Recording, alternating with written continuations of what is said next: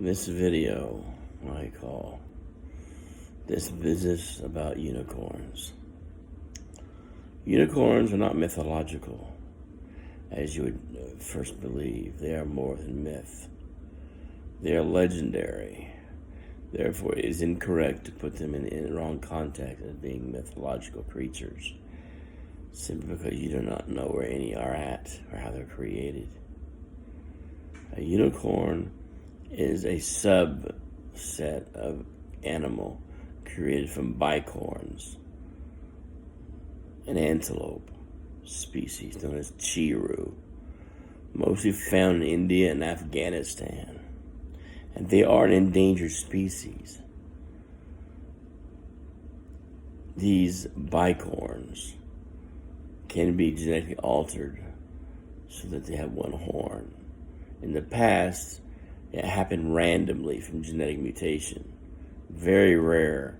And when it was discovered that they existed, on occasion they were bred with horses to create mules, unicorn mules. On occasion they'd create the bicorn mules, but for those of noble blood, a warrior class, they were made for riding by the nobility in battle.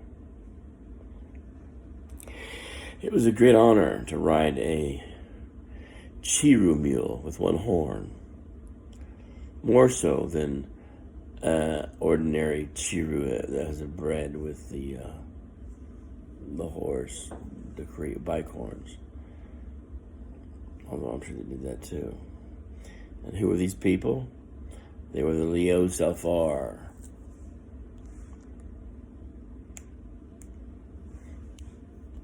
To be quite specific, the Teutonic, Alphdalian, Leo Safar, the divine heroes of light. I'm thinking about 3,000 to 4,000 years ago, maybe a little bit after that, sometime just after the Bronze Age. It's difficult to prove, but because this is a theory, but it is sacred to us descendants of Leo Safar, those of us who call ourselves modern elves, genetic elves. They are a sacred animal to us, the chiru, used for interbreeding with horse species such as the Clydesdale or draft horses, the big stocky horses. There are methods lost to us back then known for getting them to copulate between species. Nowadays it would be done through artificial means, but the result would be the same. You would have bicorns, unicorns, mules, equine antelope, so to speak. Equine antelope mules. These are animals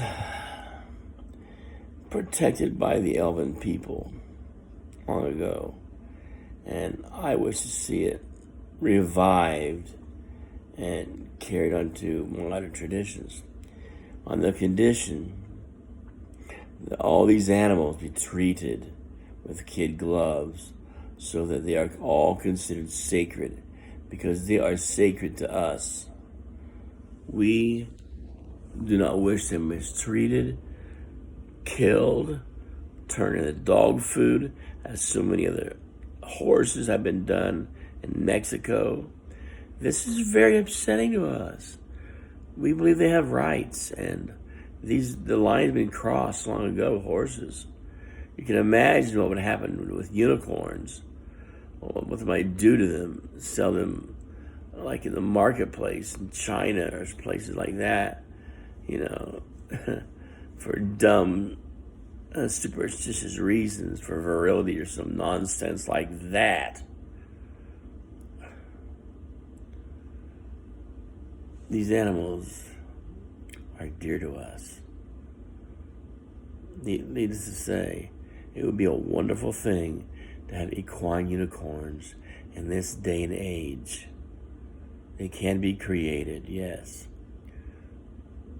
through selective breeding and genetic alterations, creating GMOs. This would not be anything cruel. It would not be unnatural if the situation was studied by proper geneticists like those who have organizations in Australia. We're not talking about people here, cloning and all this nonsense.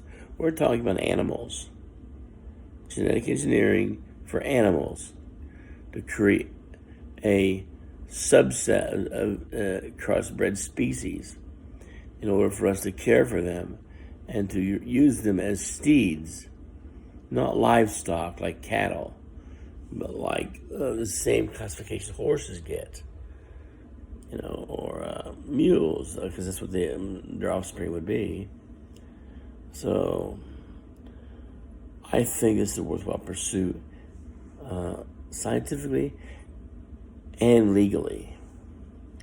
So I would like to see a lot of money poured into that project before these animals go extinct from poaching in Afghanistan. A lot of people are upset about this in India. They're right next door, and I would like to see a reservation, or what you call a reserve. That's it.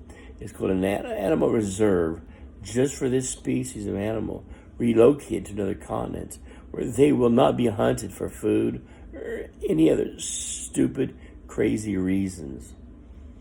And I would also like to see horses protected as well. I am, to a small extent, an animal lover, and these animals are dear to me.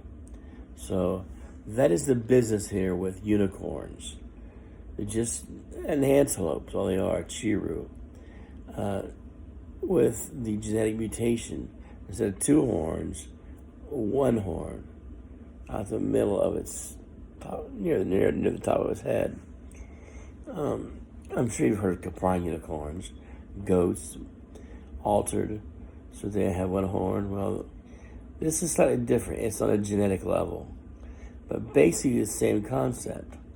I'm not saying, I'm doing this for paganism or some nutty reason. Everybody has a right to enjoy these animals, and these animals have a right to be protected. So in saying that, I'm raising awareness about the reality of real unicorns. Hopefully, we won't see them relegated to places like circuses and zoos, but they'll have their own animal reserves and ranches where we can take care of them. So that's all I had to say for that subject matter on unicorns.